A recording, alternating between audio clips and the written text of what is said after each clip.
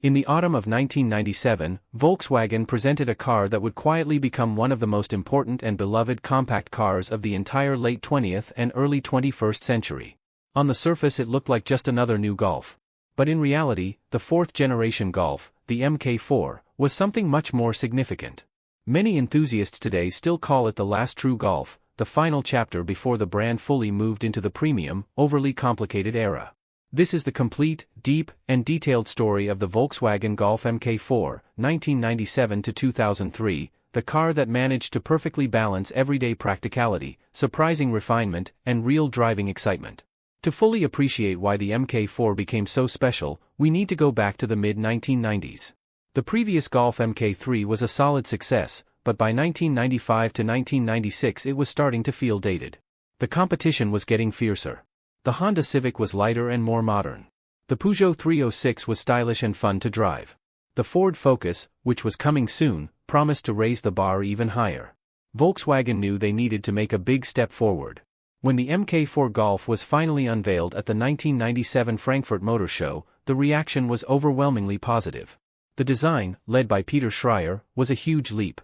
It had clean, sharp lines, a confident stance, the famous smile front grille with the red stripe on GTI models, and an overall feeling of quality that VW had never quite achieved before.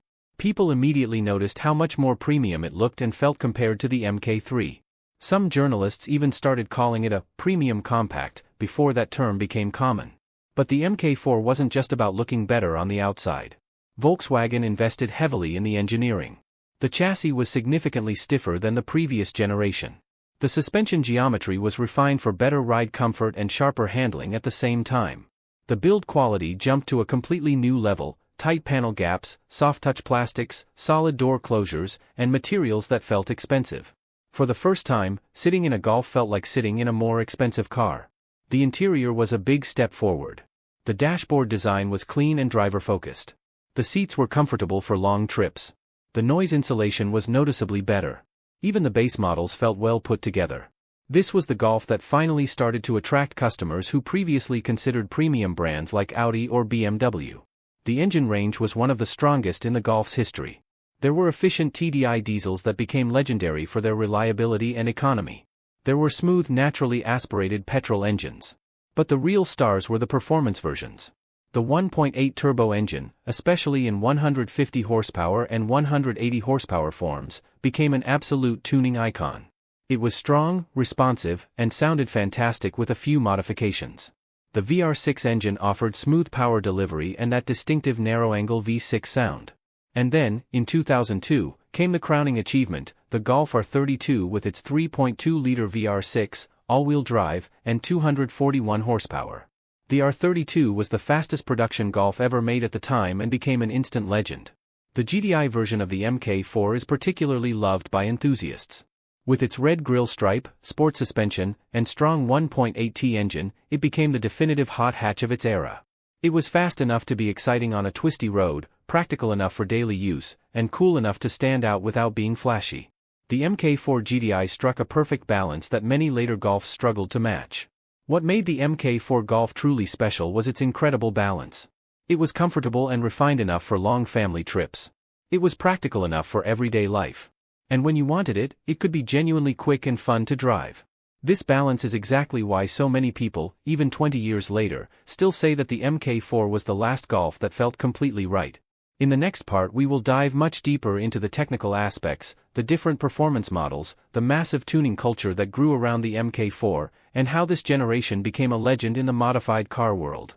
The technical foundation of the Mk4 Golf was a big step forward for Volkswagen. The chassis was significantly stiffer than the Mk3, which improved handling, ride quality, and safety all at the same time. The suspension design was refined with better geometry, and the steering felt more precise. For the first time, a Golf could be both comfortable on bad roads and fun on twisty ones. The engine lineup was one of the best in the Golf's history. The TDI diesel engines became legends for their reliability, fuel economy, and long-distance capability. Many Mk4 TDIs are still driving today with over 400,000 or even 500,000 kilometers. On the petrol side, the naturally aspirated engines were smooth and reliable. But the real stars were the turbocharged ones.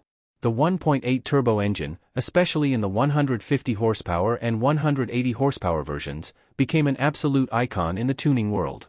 It responded well to modifications, bigger turbo, intercooler, exhaust, software, and could easily make 250-300 plus horsepower with relatively simple upgrades. The sound of a modified 1.8T with a good exhaust is still one of the most recognizable sounds in the modified car scene. Then there was the VR6 engine. The narrow-angle V6 offered smooth power delivery and a fantastic sound. It was the engine that gave the Mk4 Golf a more premium and exciting character. And in 2002 Volkswagen released the ultimate Mk4, the Golf R32. With its 3.2-liter VR6 engine producing 241 horsepower, Haldex all-wheel drive, sport suspension, and that deep, raspy exhaust note, the R32 was the fastest and most capable production Golf ever made at the time. It became an instant legend and remains one of the most desirable Mk4s today.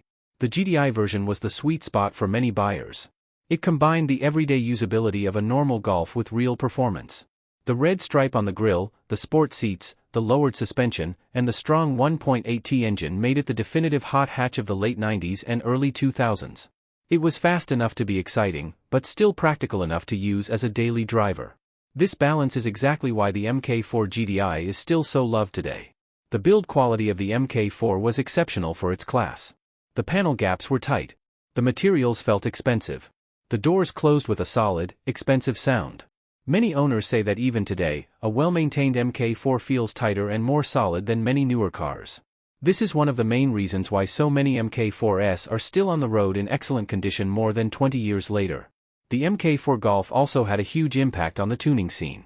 Because the platform was strong, the engines were tunable, and parts were relatively affordable, it became one of the most modified cars in Europe and beyond.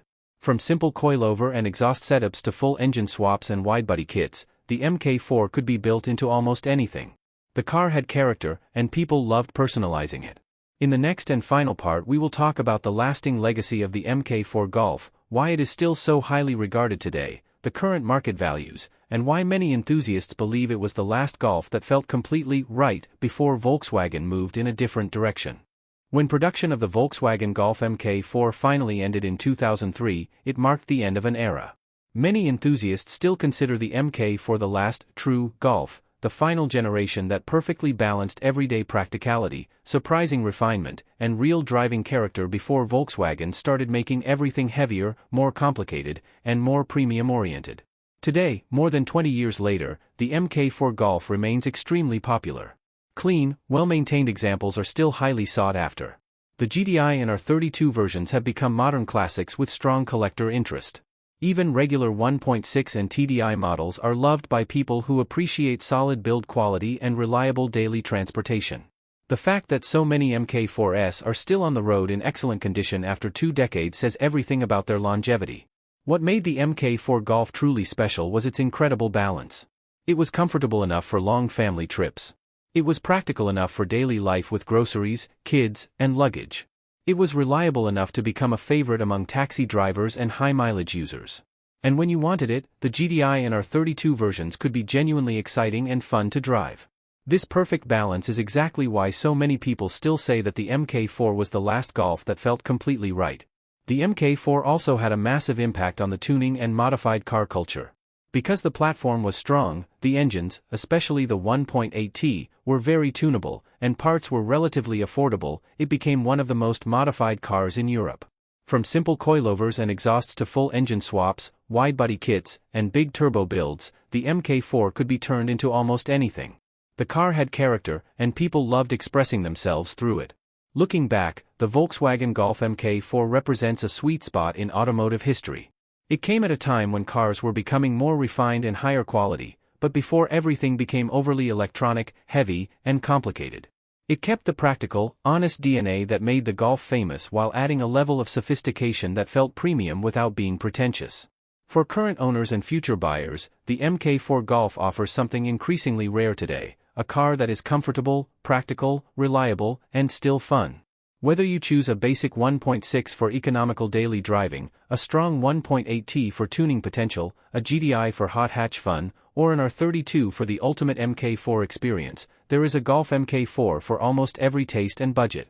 The Mk4 wasn't the fastest. It wasn't the most technological. But it was honest, well-built, and had real character. In today's world of touchscreen everything and planned obsolescence, that feels more valuable than ever. The Volkswagen Golf Mk4 didn't try to reinvent the wheel. It simply tried to be the best possible compact car of its time. And in doing so, it became one of the most loved and respected Golfs in the model's long history. Thank you for watching this deep dive into the Volkswagen Golf Mk4. If you enjoyed the video, please leave a like and subscribe for more detailed car history stories. In the comments tell us, what is your favorite Mk4 variant and why? GTI, R32, 1.8T, or a simple TDI? Do you think the Mk4 was indeed the last true Golf?